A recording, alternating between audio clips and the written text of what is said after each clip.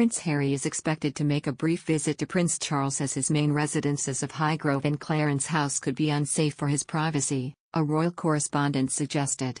Rebecca English claimed the Duke of Sussex is unlikely to stay for a long period with his father unless they both are staying in a private house like Burkle, Scotland. Prince Harry used to reside in Frogmore Cottage before Princess Eugenie and her family moved in 2020. The royal editor told, "I was explaining to someone about it this week. It's really weird. I know it seems like they live in massively grand houses, but these houses aren't actually terribly private. Charles's home at Highgrove is actually open to the public and Clarence House is also his office, and Harry has Frogmore, which is a perfectly good home of his own. So unless they were going up to maybe somewhere like Burkle, which is pretty private, I can't see him staying with him for particularly long, even if he does come." Prince Charles is thought to have invited Prince Harry and Meghan Markle to stay with him on their visit to the UK. A close palace source told the Prince of Wales misses spending time with his grandchildren. They said, "The Prince of Wales has been saddened that he hasn't had the opportunity to spend time with his grandchildren, which he really does miss.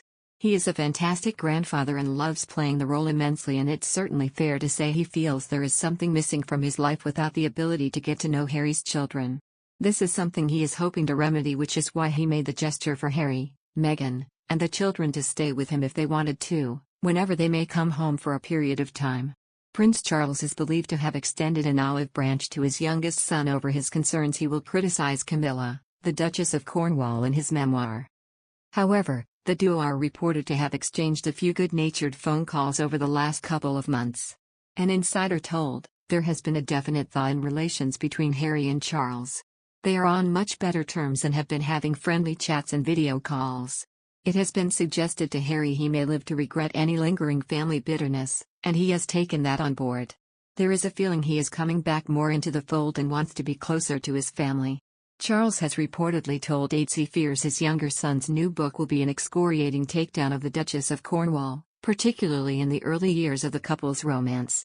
In an attempt to stop him blaming her for damaging his childhood, and even slating her further, Charles has extended an olive branch to Harry. He is also said to have confided in his eldest son about his worries and requested he go in and bat for Camilla publicly should any hurtful claims be made against her. But while Wills cares for his father deeply, he is believed to want to steer well clear of the drama. A source told, Charles has shared his concerns with William, and is keen he somehow goes on the record and sticks up for Camilla, should the book attack her. But as much as William loves his father, he's unlikely to want to get involved. In all likelihood he will try and stay neutral. Last year, Harry stunned the monarchy after announcing he had signed a book deal to tell his story. Publisher Random House released a statement saying, "Prince Harry will share, for the very first time, the definitive account of the experiences, adventures, losses and life lessons that have helped shape him." Covering his lifetime in the public eye, from childhood to the present day, Prince Harry will offer an honest and captivating personal portrait, one that shows readers that behind everything they think they know lies an inspiring, courageous and uplifting human story. Exactly what the book will reveal remains to be seen, and just how damaging it could prove to Charles and Camilla similarly hangs in the balance. But Harry has previously shared how he experienced pain or suffering because of the pain his parents suffered in a potential dig at the way Charles handled the death of Diana when he was just 12. He also told Oprah Winfrey that Charles literally cut me off financially in 2020 and discussed his genetic pain. A source later added, Harry also still has anger towards his father, who insists he cut him off financially, despite the published royal accounts suggesting he didn't.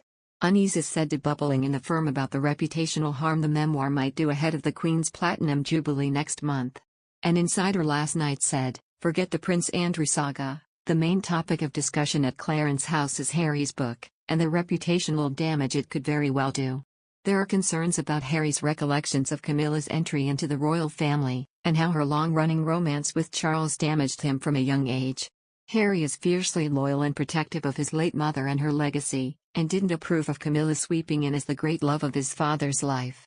Understandably, he found those early years incredibly difficult, and he might publicly blame Camilla for much of what he believes went wrong in his childhood, and the trauma the whole situation caused.